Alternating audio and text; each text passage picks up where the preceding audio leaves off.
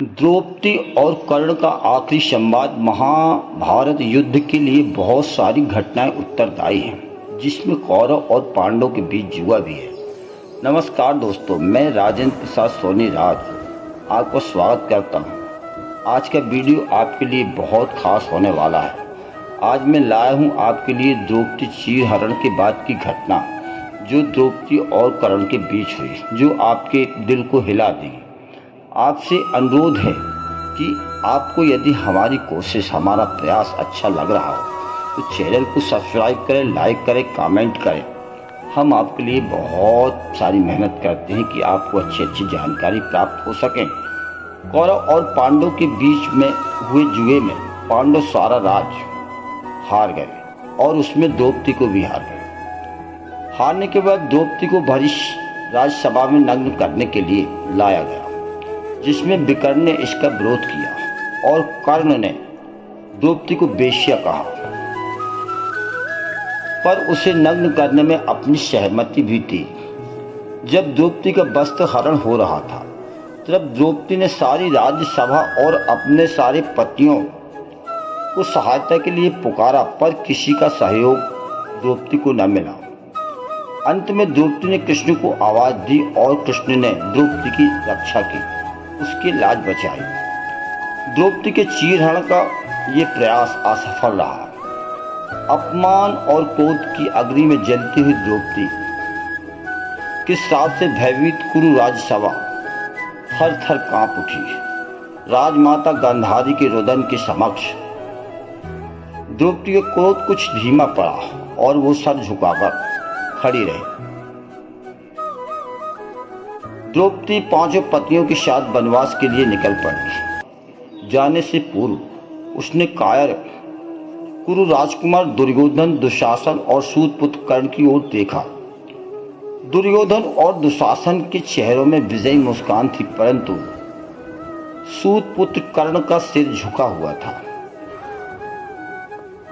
दोस्तों, वनवास का 1 माह गुजर चुका था, परंतु क्रोध और अपमान की ज्वाला में द्रौपदी चलती रही और उसके अश्रु निरंतर बहते रहे। एक दिन पांडव भोजन की व्यवस्था हेतु कहीं दूर बनवा निकल पड़े। द्रौपदी भोजन बनाने के लिए पानी की गागर लिए सकरी सी गली में जा रही थी।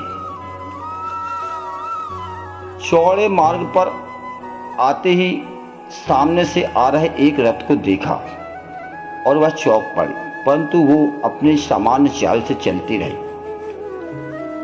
आने वाला रथ उसके समक्ष आकर रुक गया और रथ सवार रथ से उतरकर जब उसके समक्ष आया तो द्रौपदी क्रोध से भर उठी, क्योंकि रथ सवार वो सूतपुत्र कर्ण था। प्रणाम देवी। कर्ण द्रौपदी के समक्ष झुककर बोला, मुझे एक सूतपुत्र का प्रणाम स्वीकार नहीं है।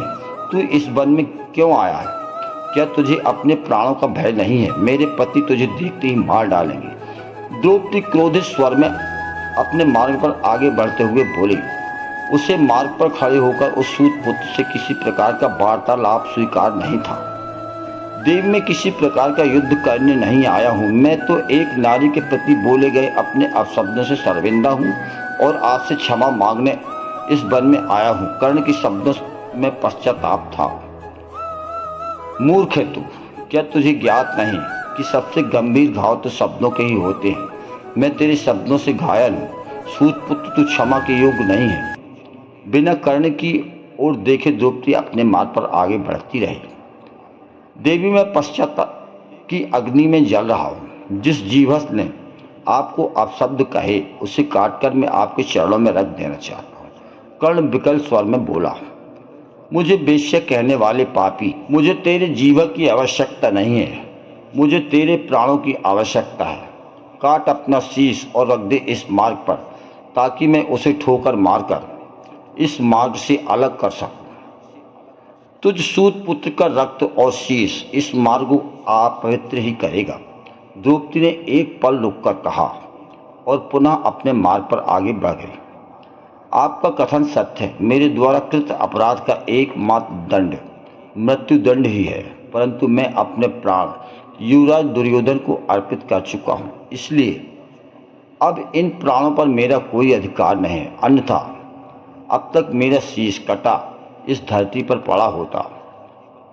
द्रौपदी क्रोधित स्वर में बोली और मार्ग में हाथ रख कर्ण को खड़ा छोड़कर अपने मार्ग पर आगे बढ़ गई। जीवन भर कर्ण अपने इन अपशब्दों के लिए घुट घुट कर मरता रहा और अपने आप को क्षमा नहीं कर सका। आपका धन्यवाद।